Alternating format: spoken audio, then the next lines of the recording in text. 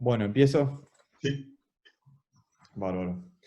Bueno, el proyecto de mi grado tiene como título Las deficiencias del paradigma altruista de la gestación subrogada en la legislación uruguaya, una perspectiva desde los derechos humanos.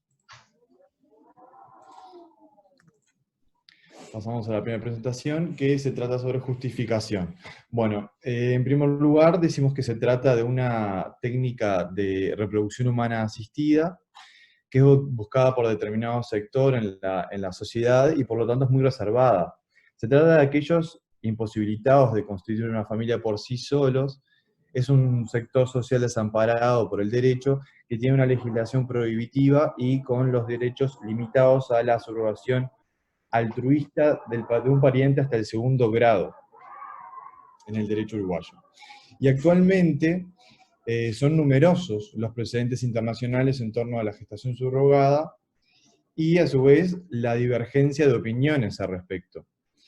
Pero entendemos por nuestra parte que es necesaria la regulación en un futuro a través de un convenio internacional que unifique conceptos y reconozca la importancia de la incorporación de la legislación al respecto en cada estado.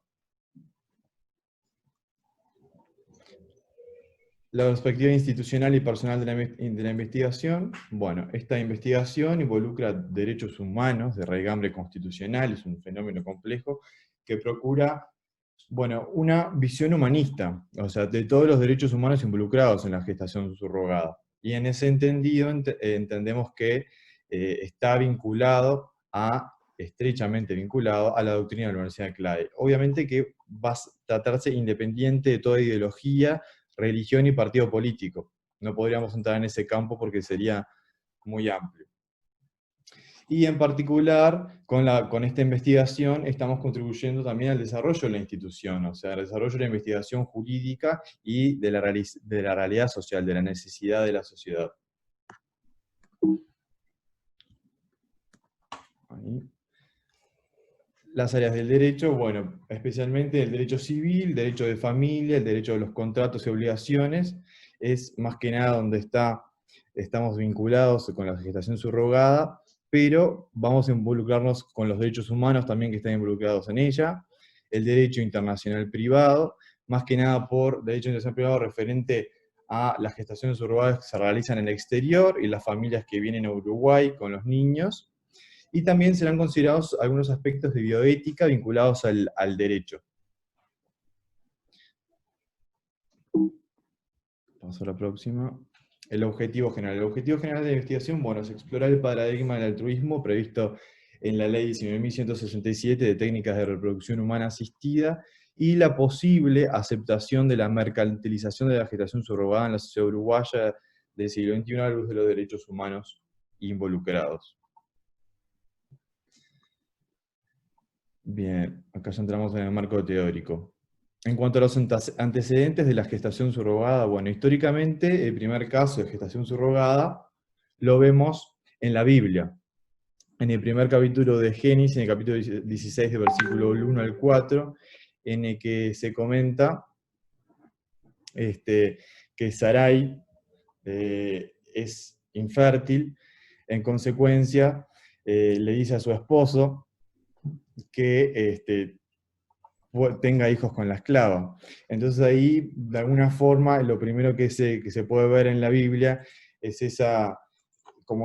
dejar a la mujer que no puede tener un hijo a otra, brindarle esa posibilidad, y por lo tanto comenzamos históricamente por ahí. Después comentamos que el derecho de familia siempre ha estado pasos detrás de lo que es la realidad social y de la evolución de las familias. Entonces, las conquistas del mundo científico han traído consigo profundas alteraciones al derecho de familia y en muchos países no ha sido alcanzado por el derecho positivo. En consecuencia, en muchos países la gestación subrogada ni siquiera ha sido regulada.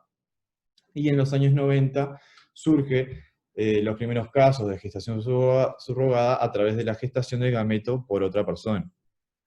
Y en 1986, en Estados Unidos, en el estado de Nueva Jersey, surge el primer caso real y mediático, fue un caso muy mediático, principalmente eso porque ya en el momento donde había más tecnología, las redes, medios de comunicación, y en consecuencia se dio a conocer.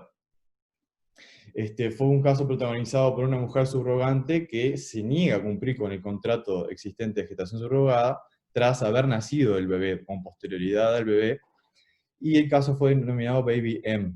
Se le fue a recabar a la mujer el consentimiento informado con posterioridad y se negó a entregarlo. Muy interesante fue ese caso. Bueno, la próxima. El estado actual de la gestación subrogada. En la actualidad, la gestación subrogada es un método que cada vez es más popular en lo que concierne a las técnicas de reproducción humana asistida, pero la aceptación de esta técnica compleja no es pacífica. Más que nada en el derecho comparado se ventilan tres posturas. La primera es la prohibición de la gestación subrogada, prohibición absoluta, no solo nulidad de contrato como existe en Uruguay, sino que prohibición absoluta, con sanciones. La segunda sería la admisión solo cuando es altruista, es la gratuita, y después sería como un subtipo cuando existen ciertos requisitos, como acontece acá en Uruguay, que sería hasta un pariente de segundo grado, o sea, no cualquier persona con intenciones altruistas en el Uruguay podría ser gestante. Y por último, en otros países existe una admisión bastante amplia, que sería hasta la gestación subrogada comercial. Es el típico ejemplo de algunos estados de los Estados Unidos de América. Bueno, en cuanto al concepto y las modalidades existentes, tomamos el concepto de Loredana Lam, que es española y es referente en la temática en España. Entonces, me parece uno de los mejores conceptos, por eso lo pegué acá. La gestación subrogada la define como una forma de reproducción humana asistida, por medio de la cual una persona denominada gestante acuerda con otra persona, o con una pareja denominados comitentes, a gestar un embrión con el fin de que la persona nacida tenga vínculos jurídicos de filiación con la parte comitente.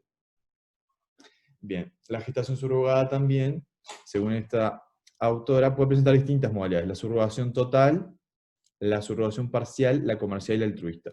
La subrogación total es cuando la mujer gestante, además de aportar, digamos, la gestación, aporta sus gametos, o sea, su óvulo. La subrogación parcial, la mujer gestante solamente sería gestante, y en consecuencia no aporta su óvulo. La subrogación comercial y la altruista tiene más que nada que ver con el contrato, o sea, puede tratarse de una subrogación total y ser comercial, y también total y ser altruista. La diferencia es que en la comercial es onerosa, se paga un precio por ello, y en la altruista es absolutamente gratuita. Bien. Próximo. Bueno, la regulación en el derecho uruguayo. En el derecho uruguayo, la ley madre acá, en la gestación subrogada, es la 19.167 de técnicas de reproducción humana asistida, y los decretos reglamentarios que tiene. Más que nada, lo importante es el artículo 25. El artículo 25 de la ley de TRH establece la nulidad absoluta de los contratos a título oneroso o gratuito de gestación subrogada, con excepción de lo que hablamos hoy de subrogación altruista hasta un pariente de segundo grado. Pasa lo mismo en la legislación española. La legislación española tiene un artículo prácticamente igual al uruguayo, o el nuestro es igual al español. Y en segundo lugar, es que nada dice sobre los contratos a ese respecto celebrados en el extranjero. Es decir, puede celebrarse un contrato de gestación subrogada en el extranjero, y los padres, o sea, la pareja comitente puede venir al Uruguay, que a eso se les denomina gestación transfronteriza, y nuestra legislación no lo prohíbe. En consecuencia, solamente prohíbe aquellos contratos celebrados en el Uruguay, y no establece ninguna consecuencia respecto de aquellos que han sido celebrados en el extranjero, y viene la familia, por ejemplo, de uruguayos, con el niño para acá. Próximo. Diseño metodológico de la investigación. Bueno, la investigación será de tipo cualitativa, de tipo dentro del colectivo de tipo descriptivo y exploratorio, y para lograr esta investigación utilizaremos los instrumentos de investigación documental, de documentación española más que nada, uruguaya y del resto de otros países, y la entrevista semiestructurada a expertos e idóneos en la problemática. Vamos a entrevistar a algunos expertos en esta temática. Tenemos a Sofía Sánchez, que es mi tutora, que espero que podamos hacer una entrevista con ella también. Y la idea también es hacer alguna entrevista a personas que hayan realizado esta técnica, sea acá en Uruguay o sea en el exterior.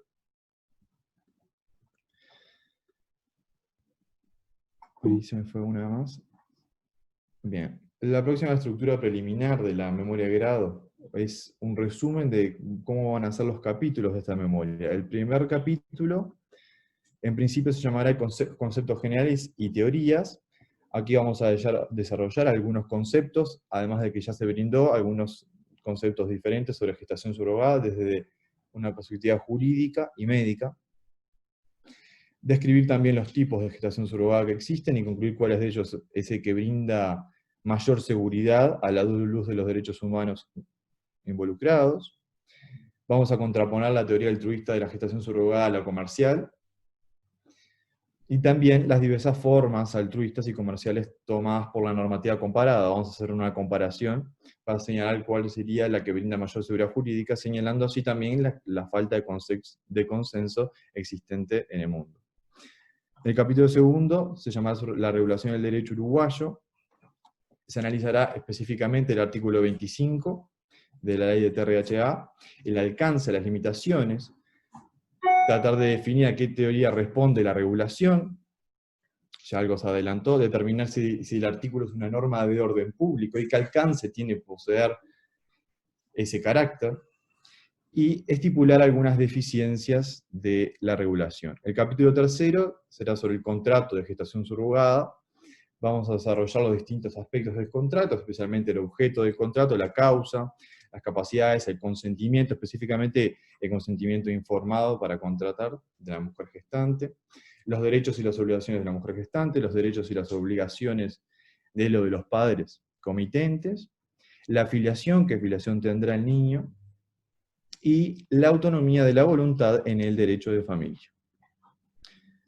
El capítulo 4 será los derechos humanos involucrados en la gestación subrogada. Vamos a identificar los diversos derechos humanos, especialmente el principio del interés superior del niño, el derecho a la dignidad de la persona humana, acá lo vamos a vincular con la bioética, el denominado ius nuendi, el derecho a la vida privada y familiar, también la no discriminación por razón de género y orientación sexual, y vamos a analizar el conflicto entre derechos y deseos.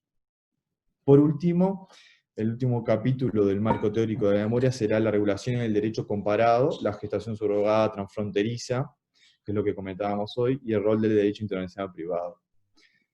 Especialmente la regulación de la gestación subrogada en Estados Unidos, cómo está regulada en Reino Unido, en Brasil, Argentina, España, y algunos otros.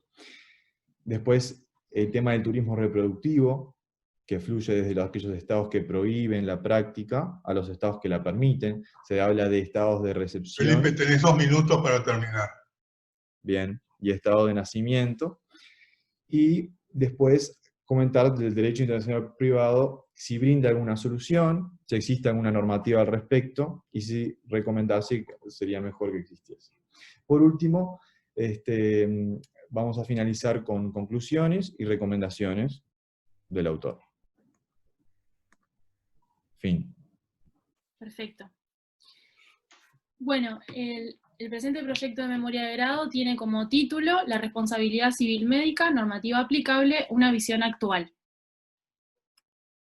El planteo del problema, empezamos por el área del derecho involucrada, que es el derecho civil, y continuamos con la pregunta problema, que es la siguiente. ¿Cómo debería ser considerada la conducta de un profesional médico en relación a la conducta de los demás profesionales universitarios?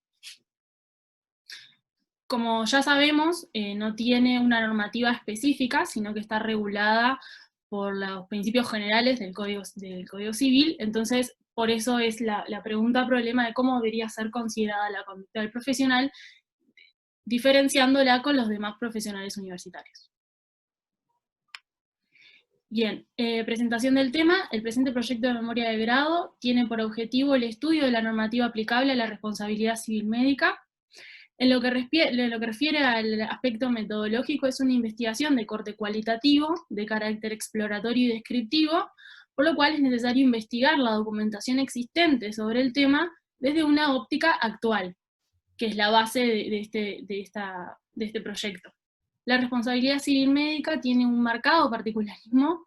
Existen aspectos fundamentales normativos, como por ejemplo la dualidad de regímenes, responsabilidad contractual por un lado y responsabilidad extracontractual por el otro, de los médicos y de los establecimientos asistenciales relacionados con el paciente.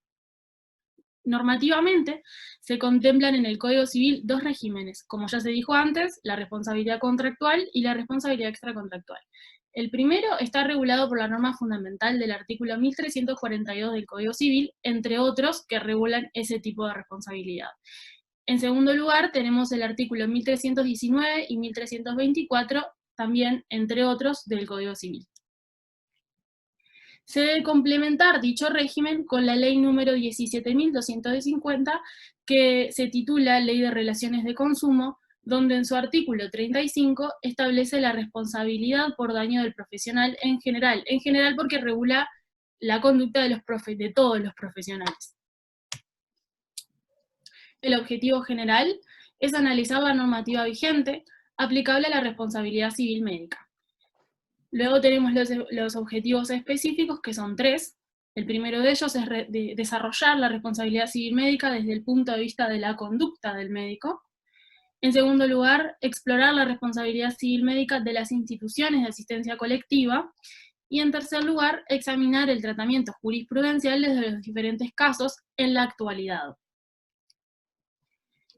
En cuanto al marco de referencia, se va a dar un breve concepto de responsabilidad civil médica, y el doctor Gamarra entiende que el médico no se obliga a sanar al enfermo, sino a dedicarle la atención cuidadosa, prudente y técnica, que corresponde al grado de evolución de la ciencia. En doctrina se pueden analizar diferentes concepciones sobre responsabilidad civil médica, y de estas dependen si el acto médico es una obligación de medios o de resultados.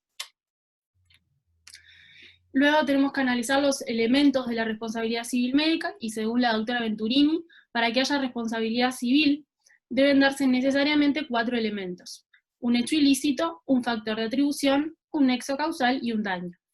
El hecho ilícito es toda acción del profesional médico que se produce con el incumplimiento del deber extracontractual de no causar daño a nadie. Bueno, ahí lo tienen en latín. Bien, la culpa, que es uno de los factores de atribución, la culpa del profesional está vinculada al error, generalmente. El mismo puede dividirse en excusable e inexcusable. Son estos últimos, el inexcusable, los casos donde la responsabilidad médica y el error será de tal tipo en caso de actuación imprudente, negligente, impericia o contraria a leyes y reglamentos, y si se dan los demás elementos de la responsabilidad. Siempre tienen que estar los 4, ¿verdad? El error de conducta del profesional médico es con base a la Lex Artis. La Lex Artis, o la ley del arte, es una regla de actuación del profesional médico. Dicha regla de actuación es una forma de analizar si el acto ejecutado por el médico se ajusta o no a las normas de la ley del arte. Globalmente, se puede considerar como protocolos de manejo en el desarrollo de la profesión, que ahí no lo puse, pero los protocolos de manejo están aprobados por el Sindicato Médico del Uruguay. Luego tenemos el daño. Es toda lesión, menoscabo o pérdida que sufre una persona, y los daños por los cuales un profesional médico puede ser juzgado son el daño material, que se divide en daño emergente, aquellos gastos que la víctima perdió o perderá, son egresos de su patrimonio, y el lucro cesante, que es aquello que se deja de percibir en el patrimonio de la víctima. El segundo daño que se puede reclamar es el daño extrapatrimonial o inmaterial, que se divide en daño moral. El daño moral es una aflicción, es un dolor. El daño a la salud es una afectación psíquica, pérdida de funcionalidad, alteración de funciones, etc. Y por último, la grave afectación a los derechos humanos. Bien, el último elemento que tenemos es el nexo de causalidad, que es el vínculo causal entre la culpa y el daño que se reclama. La causa fundamental tiene que vincular la culpa con el daño. El daño debe ser la consecuencia de la culpa. debe haber un nexo de causalidad entre el acto médico y la consecuencia de dicho acto, que es el daño. Bien, en cuanto a los eximentes de responsabilidad, las normas básicas del Código Civil son el artículo 1322 en el ámbito de la responsabilidad extracontractual y los artículos 1342 y 1343 en la responsabilidad contractual. Pero no hay un concepto diferente en materia de eximentes en lo que respecta a estos dos diferentes órdenes. Las expresiones que utilizan en estos artículos son caso fortuito y fuerza mayor, que son utilizadas en sentido amplio y equivalen a lo que se entiende por causa extraña no imputable del artículo 1342 del Código Civil. Y por último, la estructura preliminar, el capítulo 1 va a tratar sobre la noción de responsabilidad, por separado de la responsabilidad médica, la naturaleza de la prestación de la asistencia médica, la distinción de la obligación de medios y de resultados, dependiendo el acto médico que se tome, el acto médico con sus características de riesgo y aleatoriedad, y alguna u otra noción que variará según avance el año. El capítulo 2, los elementos de la responsabilidad civil médica, como es el hecho ilícito, la culpa, el daño y la relación de causalidad. El capítulo 3, la distinción del régimen de la responsabilidad contractual y de la extracontractual, la noción de cada régimen por separado, las diferentes acciones que pueden intervenir en cada uno de estos regímenes, y la dificultad de la dualidad de esos regímenes. La particularidad de la medicina en el derecho civil, con sus complejidades, y un breve análisis de la ley 17.250, que es la ley de relaciones de consumo, y su aplicabilidad en la responsabilidad civil médica. Capítulo 4 es los eximentes de responsabilidad, y el capítulo 5 es el análisis jurisprudencial actual sobre la responsabilidad civil médica. El 6 son las conclusiones y recomendaciones. Y por ahí terminaría. El tema se llama, la propuesta va a ser sobre eutanasia, y el título, bueno, Graciela bien sabe, estuvo bastante pensado, y finalmente va a ser la necesidad de actualizar la legislación uruguaya. La siguiente. Es un tema de gran sensibilidad, ¿no? Entonces nosotros sabemos de la existencia de personas, digo, tanto en Uruguay como a nivel mundial, que sufriendo enfermedades incurables y en fase terminal, están padeciendo dolor existencial más allá del dolor físico, y los cuales se sienten menoscabados en su derecho a la libertad de elegir cómo morir dignamente. Siguiente. Bueno, acá vamos a dar un breve pantallazo sobre lo que es la legislación actualmente en Uruguay. Sabemos que su práctica es delito. Nosotros contamos con un código penal que data de 1934, y creado por ley, en la ley 9155, y los artículos que hacen referencia son el 37, que habla sobre homicidio piadoso, y el 315, que habla sobre determinación y ayuda al suicidio. Por lo tanto, no existe una regulación específica de cómo se podría practicar y en qué forma estaría permitido realizarla. Siguiente. Sabemos que es fuente de debate tanto a nivel nacional como internacional, todo esto de su regulación a nivel jurídico, y sabemos que hay diversas opiniones tanto a nivel ético, filosófico, moral, religioso, y bueno, actualmente el Uruguay como que estaría preparado para tratar este tipo de temas, ¿no? O sea que desde antaño ha sido como que tabú, porque es un tema, como ya dije, muy sensible, y más allá de todo se trata de las etapas más importantes, ¿no? Nacemos, morimos, vivimos y morimos, ¿no? Siguiente. Hoy por hoy el 82% de los uruguayos está de acuerdo con la eutanasia. El 62% estaría de acuerdo con el suicidio asistido, y solo el 22% de los encuestados manifestó que conoce la existencia de una ley de voluntad anticipada, que acá en Uruguay data del año 2009 y que fue reglamentada en 2013.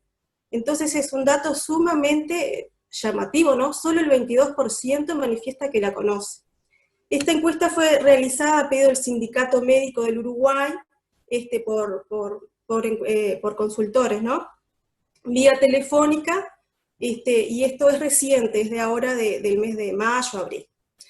Entonces estoy en situación de manifestar que como observadora de la realidad que se presenta, como estudiante de la carrera, mi proceso de investigación se inicia con la esperanza de encontrar respuestas, ¿no?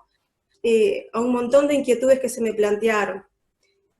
Yo aquí pongo respuesta a la pregunta inicial. En realidad tengo muchas preguntas, pero las resumo en estas. En Uruguay, ¿debería actualizarse la legislación sobre eutanasia? ¿El derecho a una muerte digna es merecedor de tutela jurídica en Uruguay? Siguiente. Para continuar, en cuanto al derecho involucrado, contamos con las materias de derecho constitucional, derechos humanos, derecho penal, y la última, pero no menos importante, medicina legal. Continuamos.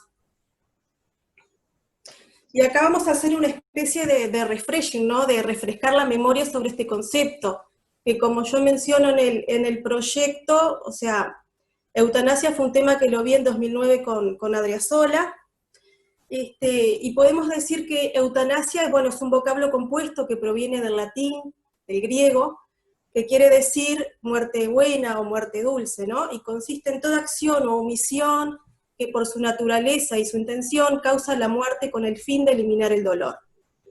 También jurídicamente se puede decir podemos decir que eutanasia es aquella que se propone la muerte del sujeto con el fin de evitarle dolores innecesarios ante justamente la certeza de su muerte.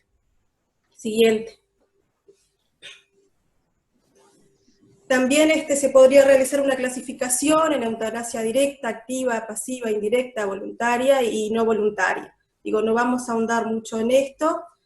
Siguiente. Y acá vamos a hacer mención al proyecto de ley que presentó el doctor Ope Pasquet este año, el 17 de marzo, y su proyecto versa sobre eutanasia y justamente suicidio médicamente asistido. Este proyecto consta de 7 artículos, y el doctor acá en la exposición de motivos manifiesta que en cuanto a la voluntad de quienes quieren poner fin a su vida, merece ser considerada y atendida sobre la base de la dignidad y la libertad de la persona. Y él menciona los artículos 7 y 72 de la Constitución, digo, el 72 como la ventanita abierta para que ingresen todos aquellos que justamente no están implícitamente digamos que mencionados, y yo me tomo el atrevimiento de a ese elenco de artículos agregarle el 10, agregarle el 30, el 44 y finalmente el 332. Siguiente.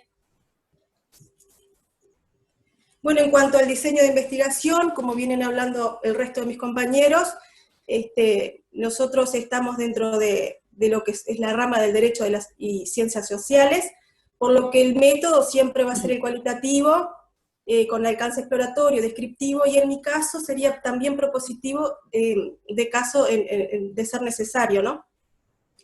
El objetivo general sería el explorar sobre eutanasia, el derecho vigente en nuestro país, y justamente esa necesidad de actualizar la legislación a su respecto. Siguiente. En cuanto a la estructura preliminar, lo resumí en siete capítulos, donde en el primero va a haber un marco, ahí está, un marco conceptual. No sé si quieren que los desarrolle o simplemente los menciono. No, está bien. Okay. En el segundo van a haber conceptos afines, el tercero van a haber consideraciones fundamentales, el cuarto, marco jurídico nacional. Siguiente. Tengo que pedirles disculpas porque no sé si se dieron cuenta que apenas empezó Laura a hablar, me entró la llamada de un médico y yo no pude seguir escuchando. Pero como ya hablé con Laura y hemos conversado de este tema y hemos trabajado en eso, me consta de que todo lo que ha dicho yo ya lo sé. Está, perfecto. Gracias, Mateo. Bueno, el capítulo 5 trata sobre derecho comparado, el 6º sobre el proyecto justamente el que veníamos hablando de ley sobre eutanasia en Uruguay, y el 7º también vamos a hacer una presentación de los proyectos de ley de eutanasia a nivel mundial. Y para terminar, las conclusiones y recomendaciones a las que lleguemos, investigación mediante, bibliografía, anexos y entrevistas, que tengo pensado hacer a diversas personas que tienen sapiencia dentro del mundo jurídico, dentro del mundo médico, y ahí lograr esa famosa transversalidad entre disciplinas, ¿no? Lo que hablábamos al principio de la clase, todo lo que está tejido junto, que eso me quedó marcadísimo, profesor, esos temas complexos, esa palabrita complexos tan linda, ¿no? Bien. Así que bueno, por acá estoy terminando, muy nerviosa. Muy bien, Laura. Perdón, hay un ruido en el... Hay un ruido en el... ¿Alguien tiene algún micrófono prendido? Está resonando algo, chicos. Ahora no, ahora no. Ahora sí, ahora cortó. Ah, Bien. soy yo entonces. Soy yo porque fui la que corté el micrófono a ver si era yo. Ah, Déjeme revisar. Corto el micrófono y reviso a ver qué puede ser. tranquila, Ya, Dios. pero escuchá tranquila, Bea. Sí, corto el micrófono nada más para que ustedes no oigan. Adelante, Romina. Decía que la pregunta entonces que va a dar inicio a esta investigación va a ser preguntarnos si será viable obtener una regulación unificada a nivel de los gobiernos departamentales. Bueno, como dice en mi primera diapositiva, mi tutora va a ser la querida doctora escribana Beatriz Morales. Esta es la materia. Bien. Materias involucradas. Las materias que se involucran en este proyecto y que se relacionan con el objeto general del mismo serán el derecho funerario propiamente, derecho constitucional y el derecho administrativo por cuanto contienen disposiciones sobre los gobiernos departamentales. En cuanto a las palabras claves, me parece que voy a saltar esta parte para ser justa con los compañeros que quedan y el poco tiempo que queda, pero están detalladas en la diapositiva y en principio vendrían a ser esas palabras. En cuanto al marco referencial, el presente apartado va a contener enunciaciones y normas propias del área del derecho indicadas al inicio del proyecto, tales como el derecho constitucional, derecho administrativo y derecho funerario. No obstante, es necesario precisar que el derecho funerario es una arista del derecho notarial, ya que lo que concierne a la materia se estudia dentro de la carrera de notariado. Quería decir, dentro de esta diapositiva, dos conceptos que recogí de la bibliografía casi indicada, como lo es el concepto de autonomía departamental, que lo leí en los libros del doctor, del fallecido profesor Daniel Hugo Martins, en el cual él entiende que en cuanto a la materia en que tienen autonomía los gobiernos departamentales, es toda área o actividad pública en la que exista un interés departamental o local que predomine sobre el interés del Estado y que no haya sido asignada expresamente a otro órgano del Estado. Entonces lo dicho supone que se subsumida dentro de la autonomía legislativa de los gobiernos departamentales la posibilidad de dictar una norma que contemple los puntos a determinar dentro del proyecto de norma unificada que se pretende incorporar en la memoria de grado a presentar. Por otro lado, un breve concepto de derecho funerario es el siguiente. En nuestro país puede definirse como un derecho concedido por la Intendencia Departamental de cada departamento del Uruguay, en forma de concesión de uso de nichos y columbarios, previo pago de la tasa correspondiente. Es un concepto un tanto básico, ¿verdad? Porque refiere no a la materia, sino al derecho propiamente dicho, ¿verdad? Bien. En cuanto al marco normativo, principalmente voy a hacer referencia a normas establecidas en la Constitución de la República, a la Ley Orgánica Municipal número 9515 y a la Ley de Descentralización y Participación Ciudadana número 19.272, entre otras, porque también haré referencia a todas las ordenanzas disponibles dentro del país, como por ejemplo la actual de Montevideo, del Departamento de Montevideo, del Departamento de Canelones y de San José, así como también la de Maldonado, que es el departamento donde yo vivo y es donde pienso partir como antecedente en este trabajo. Por otro lado, en cuanto al marco situacional, respecto de esto, la investigación se inicia en primera instancia en el departamento de Maldonado, no obstante se deberá hacer una reseña sobre todos los departamentos del país, dada la unificación de normativa a nivel nacional que se procura realizar en este trabajo. Si pasé muy rápido la diapositiva y no los dejé leer, pido perdón, y si quieren me avisan y la dejo un momentito más. ¿No? Está bien. Está bien así, sí. Sí. Bien, en cuanto a la estrategia de la investigación, el objetivo general es analizar si una regulación nacional unificada de derecho funerario resuelve los vacíos existentes y las problemáticas notariales derivadas de la normativa actual, como gran objetivo. Posteriormente, como objetivos específicos, en primer lugar, el primer objetivo va a ser explorar las normas que regulan el derecho funerario y tratar de contrastar dos sistemas departamentales, principalmente el de Maldonado y otro departamento a elegir posteriormente, y analizar las ventajas y desventajas que aparejan los mismos. Luego, advertiré las carencias más importantes que presenta el sistema actual con relación a la creación de cementerios privados en departamentos que no tienen normativa, dado que este fue el puntapié inicial para mi investigación por un caso real en el departamento de Maldonado, en donde había carencia normativa para poder avalar la constitución del cementerio privado en el departamento de Maldonado. Y por último, voy a proponer un proyecto de normas mínimas comunes en materia de derecho funerario a aprobar por el Congreso de Intendentes y por la Institución de Derechos Humanos, que también tiene competencia en el asunto. En cuanto a la metodología, opté, o se optará, por el método cualitativo para recabar la información, que va a permitir el desarrollo porque entendí que es ad hoc para el proyecto de la investigación. Esta investigación se trata de una investigación-acción, dado que las fuentes bibliográficas son breves, son mínimas, y se va a centrar mayormente en entrevistas semiestructuradas a profesionales del derecho, y como yo hablé con mi tutora, la escribana Beatriz Morales, es un proyecto un tanto ambicioso, ya que pretendo realizar una serie de entrevistas en las cuales la que encabeza la principal entrevista sería a la vicepresidenta Beatriz Argimón, dado que sería bueno tener una visión del Poder Ejecutivo, ya que se está planteando un proyecto de norma, a pesar de que es departamental, pero estaría bueno, y también aprovechando que nuestra vicepresidenta es escribana, por ese lado también. Luego establezco la estructura preliminar de la memoria de grado, que la voy a dividir en 3 capítulos en primera instancia, en el cual el capítulo primero va a contener definiciones que ayudarán a comprender el tema a desarrollar, que serán propias del marco teórico, y también va a abarcar las ventajas y desventajas mencionadas en el primer objetivo específico, para que las ventajas y desventajas de unificar justamente las normas relativas al derecho funerario.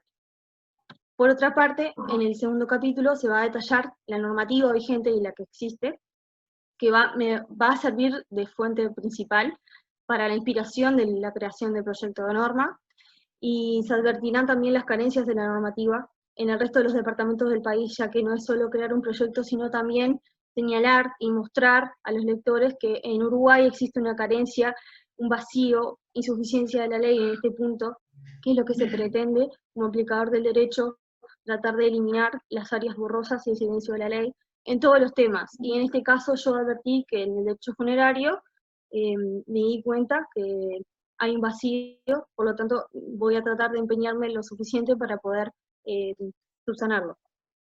Y por último, y aquí termina mi presentación, se reserva el último capítulo para lo que se relaciona con los hallazgos de la memoria de grado, conclusiones y recomendaciones, y según lo hablado con mi tutora, pretendo agregar por anexo un punto extra a la memoria de grado, el cual lo pienso desarrollar mismo en la memoria de grado, porque si bien se relaciona con el tema, tendría que convertir el tema de mi tesis en 2.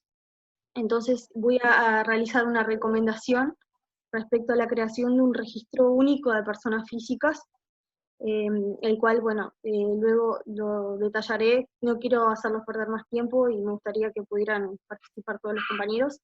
Y muchas gracias por escucharme. El proyecto de memoria de grado es la intervención notarial en casos de violencia doméstica. Como sabrán, ya es la profesora Graciela, va a ser mi tutora, ya me ha estado ayudando mucho por el tema. Es un tema muy complejo, muy sensible, que involucra bastantes áreas del derecho, principalmente el derecho constitucional y los derechos humanos. Voy a ver que hice algo raro ahí.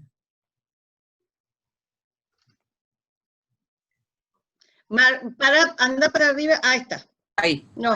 ¿Se ve? Sí. Bien.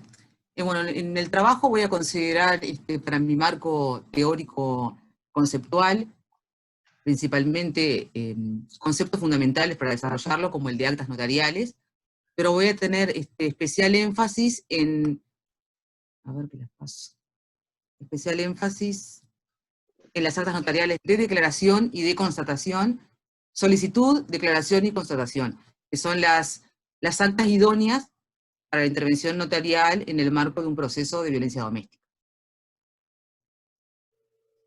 Que la sigo pasando. Voy a considerar también el valor probatorio de las actas, el que le da la doctrina mayoritaria y la minoritaria, y tengo que considerar la evolución que ha tenido el valor probatorio de las actas, porque seguramente eso ha ido cambiando. Hay que considerar varios conceptos fundamentales para esta investigación. El concepto legal de violencia doméstica es uno de ellos, que lo voy a estudiar en la ley 17.514, en su artículo 2, que la conceptualiza como una acción u omisión directa o indirecta que por cualquier medio se menoscabe y se limite ilegítimamente el ejercicio o el goce de los derechos humanos. Y de acá se desprende no solo que es un problema sanitario la violencia doméstica, es un problema social también. Es un problema social, sanitario, y teniendo en cuenta todos estos conceptos de violencia doméstica, también tengo que tener en cuenta conceptos que van unidos, que son como el de familia, el de núcleo conviviente, porque la violencia doméstica se da en este particular ambiente, en la familia o en el núcleo conviviente, que es un concepto nuevo, yo no lo había escuchado antes con la profesora Graciela, lo empecé a estudiar, que hace alusión a las personas que conviven o cohabitan bajo el mismo techo, pero pueden no tener ningún tipo de lazo sanguíneo o de afinidad, simplemente están bajo el mismo techo, conviven juntos. Y tienen una relación afectiva. Una relación afectiva. Puede ser hasta de amistad, no tiene por qué ser familia. Exactamente.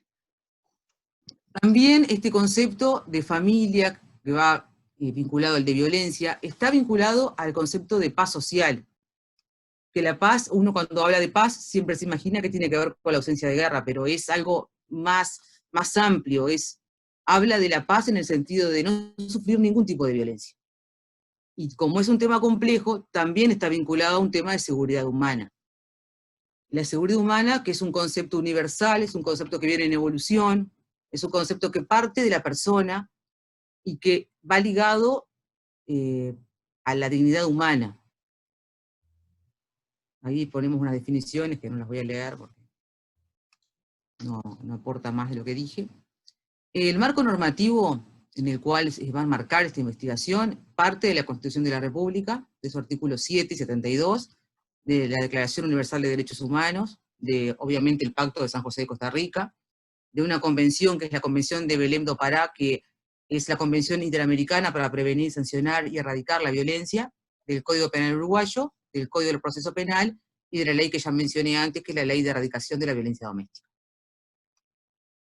Bueno, en cuanto a la problematización, conversando con la profesora Graciela, siempre tenemos claro que hay diferentes recursos a los cuales las víctimas de violencia doméstica puedan recurrir, que puede ser un 0800, la Comisaría de la Mujer, pero tendríamos que demostrar que acudir al escribano, como para conservar elementos probatorios en casos de violencia doméstica, podría ser otro recurso posible, y que podría darse más que nada en el interior, que sea en algún lugar en el cual no haya una comisaría de la mujer, o no se acceda a usar un teléfono fijo, o lo que sea. De ahí podría estar el aporte que podríamos hacer, por eso pretendemos investigar la mayor posibilidad de intervención notarial en los casos de los procesos de violencia doméstica, a través de las actas, coadyuvando con jueces de familia y fiscales en el aporte de los elementos que luego conforman la prueba. También cabe destacar otro concepto, que también lo he leído en los trabajos de la profesora Graciela y lo hemos conversado, es que en medicina, por ejemplo, cuando se sufre una enfermedad, hablamos de índices de mortalidad, que sería la morbilidad, las consecuencias que nos deja la enfermedad, y la mortalidad, la consecuencia de muerte. Y en el caso de la violencia doméstica, se habla en un término que es avisa, que es el término que habla de los años de vida saludables perdidos por las personas que sufren violencia doméstica y que no son recuperables. Y me parece que es importante destacarlo desde el punto de vista de la seguridad humana. En lo que respecta a la estrategia, se utilizará el método cualitativo, por considerarse que es el que corresponde para este tipo de investigación, y utilizaremos instrumentos como las fuentes documentales, bibliográficas y entrevistas que vamos a realizar a profesionales calificados de la zona, creo que también alguno de Montevideo. Bueno, en cuanto a la estructura preliminar de la memoria de grado, en el primer capítulo se analizarán todos los conceptos relacionados a las actas notariales, principios que las regulan, formalidades, pero siempre con especial énfasis en las actas que se entiende que son las correspondientes para intervenir en los casos de violencia doméstica, las de solicitud, declaratoria y constatación. En el segundo capítulo se estudiará el tema de la violencia doméstica y la pluralidad de verbos que están incluidos en el concepto y sus diversas manifestaciones. Con respecto a esto, también descubrí, que no había escuchado antes, un nuevo tipo de violencia, que es la violencia ambiental, que es la violencia que todos escuchamos hablar de la física, la psicológica, la patrimonial, pero la ambiental, que tiene que ver con la persona que ejerce violencia doméstica, cuando llega a su hogar, rompe todo, y eso también es un tipo de violencia, se queda sin mobiliario, hace demostraciones de poder mediante la ruptura de los muebles, de las cosas materiales de la casa. En el tercer capítulo se realizará estudio de casos y la síntesis de la información que recabe de ellas será lo que quede plasmado en el tercer capítulo, y en el cuarto se consignarán las conclusiones y eventuales recomendaciones al que arribemos con la investigación. Para terminar, me voy a remitir al tratadista español Rafael Núñez Lagos, que cuando se refiere a actas notariales, dice verdad en el concepto, propiedad en el lenguaje y severidad en la forma, y me parece que encaja correctamente en el encuadre de lo que quiere demostrar esta investigación con la intervención de las actas notariales en el proceso de violencia doméstica. Y con respecto al doctor Julián, que en una de las últimas clases habló de la complejidad, creo que la violencia doméstica es un tema muy complejo, y que por eso también está bueno citar las palabras de Edgar Morin con respecto a qué significa complejidad. Y lo leo y no le saco más tiempo. Complejidad es un tejido de eventos, acciones, interacciones, retroacciones, determinaciones, azares que conforman el mundo de lo fenoménico, y sus rasgos son los de ordenar, lo inextricable, el desorden, la ambigüedad y la incertidumbre. Son estrategias para lograr la inteligibilidad. Y bueno, sin sacarles más tiempo, muchas gracias. Mi nombre es Rosana Karina García de Bacua, voy por el título de escribana pública, mi tutora es Teresita Verde, hasta el momento, de Derecho. Mi tema es el paradigma humanista de la nueva ley de salud mental y su incidencia en la capacidad de goce y ejercicio a nivel notarial. La ley 19.529 da una perspectiva holística de derechos y maneja la salud mental desde el bienestar, capacidades, funcionamiento y contribución social. Las áreas temáticas comprometidas en esta investigación serán principalmente los de notarial y la medicina, y dentro de esta principalmente la psiquiatría y psicología. La dimensión elegida para trabajar. Bueno, se va a estar trabajando con la Ley de Salud Mental, que es la 19.529 de 2017, y sus avances ante legislación previa, que era desde la época de 1936, que es la Ley 9.581. Específicamente, capacidad de goce y ejercicio de personas con alguna patología psiquiátrica y su desarrollo social y jurídico notarial.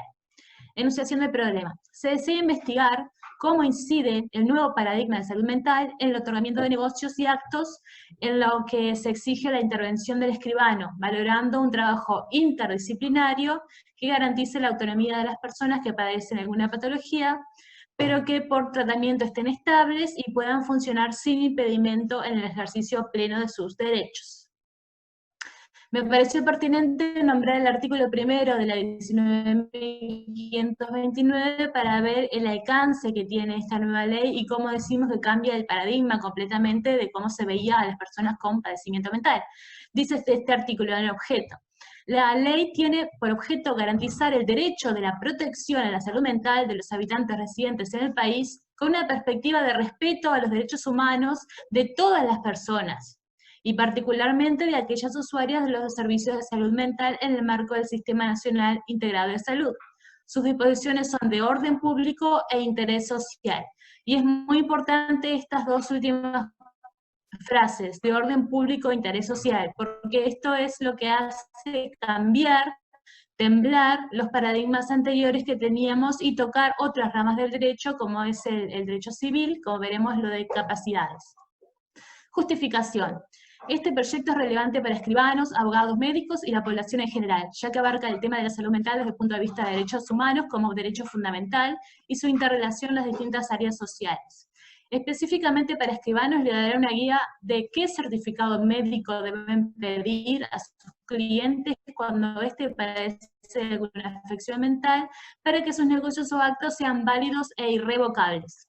Abogados podrán interesarse en el proyecto porque abre un abanico de posibilidades de escuchar al paciente y a sus familiares antes, durante y luego del tratamiento para asistirlo legalmente en que se cumpla su voluntad en cuanto al tratamiento y el mismo sea digno y de acuerdo a los lineamientos de derechos humanos internacionales hacia los cuales se dirige esta ley. Para los médicos es importante cambiar el enfoque de un paciente que se sobremedicaba y hasta que le daban choques de electroshock, manteniéndolo restringido, a un enfoque sumamente humanista, donde se lo escucha, se lo consulta cuando su tratamiento, involucrando a la familia y a la comunidad en general dejará de estigmatizar a las personas que hayan padecido o padezcan de afecciones de salud mental, y se las integrará socialmente al lograr un mayor entendimiento de las necesidades sociales que se requieren para su recuperación, que son contrarias al aislamiento, más bien integradas a las actividades educativas, laborales o lúdicas. Los objetivos del proyecto: el objetivo general es determinar cuáles son los requisitos que necesita el escribano para actuar con una persona que padece una patología controlada. Los objetivos específicos: el primero es médico, que es identificar cuáles patologías controladas pueden permitir el amplio desarrollo del goce y ejercicio, y el notarial, cuáles son los requisitos que debería solicitar el escribano para poder autorizar escrituras y negocios de disposición u otros actos. La metodología de instrumentos: la metodología va a ser cualitativa, explorativa, descriptiva y propositiva.